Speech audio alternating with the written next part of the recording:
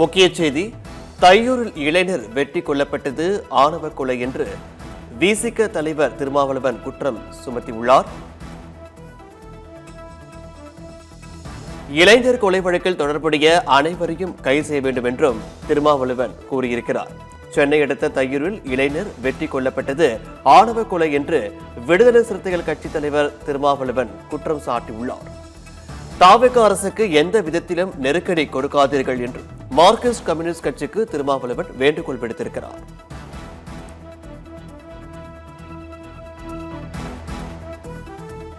தையூரில் இளைஞர் வெட்டி கொல்லப்பட்டது ஆணவ கொலை என்று திருமாவளவன் குற்றம் சாட்டியிருக்கிறார்.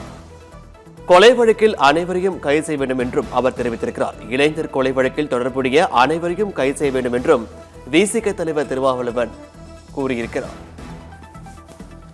தாவேகா அரசுக்கு எந்த விதத்திலும் நெருக்கடி கொடுக்காதீர்கள் என்றும் மார்க்சிஸ்ட் கம்யூனிஸ்ட் கட்சிக்கு திருமாவளவன் வேண்டுகோள் விடுத்திருக்கிறார். தற்போது அவர் அளித்த பேட்டியை பார்க்கலாம். காதல் விவகாரம்தான், அதுவும் ஆணவ கொலைதான் என்று கொலை செய்யப்பட்ட இளைஞரின் தாயார் என்னிடத்திலே கூறினார். தமிழ்நாடு அரசின் கவனத்திற்கு இதை நாங்கள் எடுத்துச் செல்ல இருக்கிறோம். ஆணவ கொலை தடுப்புச் சட்டம் எவ்வளவு இன்றியமையாத தேவையாக இருக்கிறது என்பதை மீண்டும் வலியுறுத்துவோம்.